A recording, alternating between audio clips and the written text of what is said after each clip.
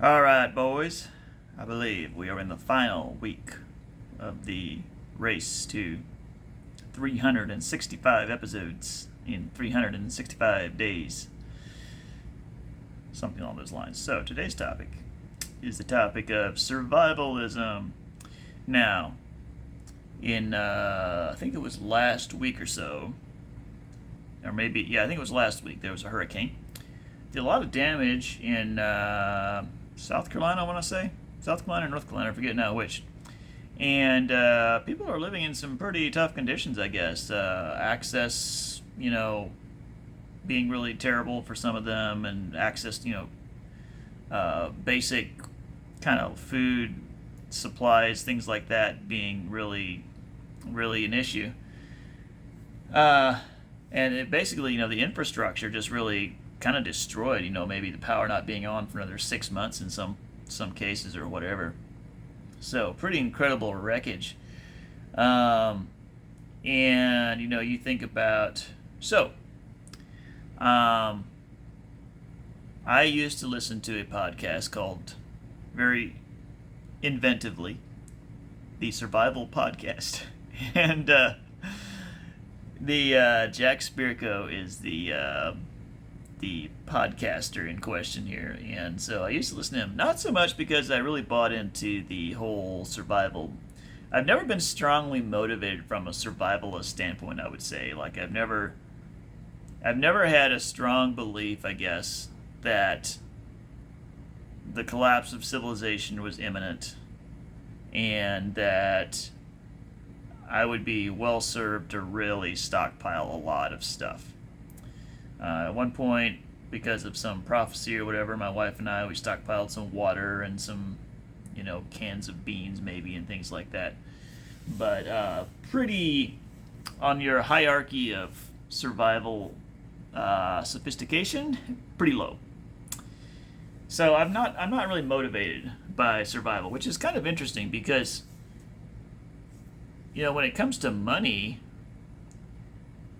I would have a natural emotional inclination to stockpile money. I think I would have some inclination for that. That would be, if I had way more money than what I needed, I think it would be pretty easy for me to stockpile. Now maybe stockpile in the sense of kind of investing stockpile, but to me the emotional threat of running out of money is much more real to me than the sort of physical threat of running out of basic survival items.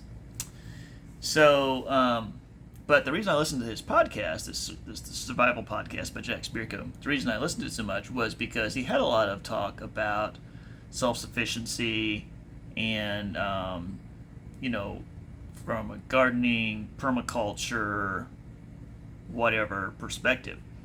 And so I enjoyed it for that reason because I had kind of at one point at least, some points I guess, I kind of had a distaste for the way our lives and our economy is set up, to where it's basically trade hours and in exchange for your hours you get barely enough money to squeak by or whatever. Like you get some money that you use then to buy some stuff. And it just seemed like if I could just kind of opt out of that system, if I could just produce what I needed for myself and have the freedom to, to make it, grow it as I wanted to, and didn't have to like go to a job at a certain time or do a certain thing, that would be great. In practice, I think that's a fairly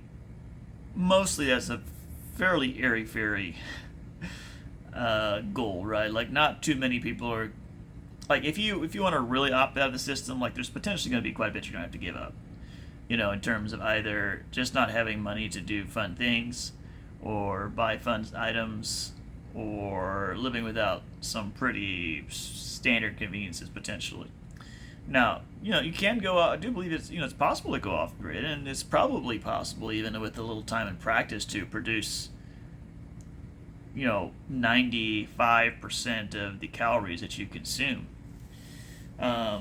You're still probably going to buy some things, right? Like you're going to probably buy salt because Humans need salt, and well, I guess they do. I guess you couldn't just eat vegetables and get enough sodium from that. Um, so you can. I watched a video where this lady, I think she said that they produce like 80% of what they need on their land, something like that. And this is just a little, like, I don't know, half acre lot or something like that in a semi-rural area or something like that. Maybe even a city, I'm not sure. So it's possible to do a lot, but I think that to opt out like in a really full-scale way, like I'm guessing her husband probably works a regular job, and that's how they pay property taxes, right? Like, so food is just one part of the equation, right? But I know that there are very, very inexpensive ways to live potentially if you're willing to make the sacrifice, right? So a lot of it just comes down to, what are you willing to sacrifice in order to be, quote, self-sufficient, or to be out of the regular system, right? Like if you're a homeless dude on the street, you may, in a sense, you could say, well, you've opted out of the system, right? Now you may solicit donations to help you get by. Maybe it's food banks, homeless shelters, whatever the case may be. You may sleep in very non-traditional spots, and you could say that, like, that person they're free of the system. They're not tied to a 9 to 5. They can do whatever they want, right? But that's sort of the catch-22 of the whatever you want, right? It's like if you're not independently wealthy, the do whatever you want kind of comes down to do whatever you can or have to, right? Like, it's as long as what you want is to spend all your time producing your own food and hauling buckets of water from the well, or like however you have it set up, right? And then yes, you could potentially kind of opt out of the financial system. But if you don't want to spend your time that way, and then you'll potentially need to be in the financial system, or of course, like I said, if you're independently wealthy, then yeah, you can. In that sense, you're not opted out in the sense that you're not using the financial system, but it's not dictating, your day-to-day life, perhaps, in the sense of like trading your time for money or whatever. So, anyway, but in terms of survival, it probably, I think it's just really good to be like kind of realistic about what could, what weather systems, etc., pose the biggest threat. So, like, for instance, if you're in that whichever Carolina state right now, and you're now limited to what you have in your pantry as far as what your meals are going to be, maybe, or like if you're really struggling with some of those areas, like, I'm sure, I think you would probably say, hey, at least have a couple of weeks of food on hand, or like have some basic stuff around. Now, where I am in Texas, like, do I expect to see any hurricanes that could really ravage? Like, we're so far inland, like, no, I don't expect to see any hurricanes that would really ravage our area. Now, tornado, that could do a lot of damage. But then,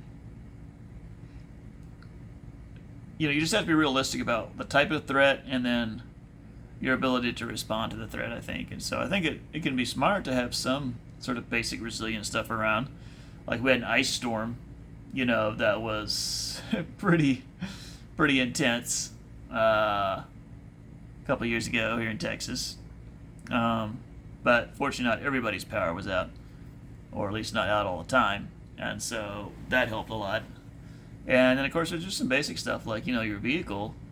If you have adequate gas in your vehicle, like, there you have a built-in generator, essentially. You've got heater, you've got air conditioning. Your vehicle is probably, in some ways, your most important standalone kind of power unit that you can have. So it makes some sense to me to kind of have some things set up, like probably I should get like maybe a little better inverter or something like that, if I'm not going to get a generator. Some things like that can kind of help bridge the gap a little bit in an extreme situation. But yeah, I think it's just, I'm not a big fan of the apocalypse preparation type guy. Which, if you want to be, great, be my guest. But I think it could be good to assess what your actual risk is, mostly from weather, probably. and and make it work from there.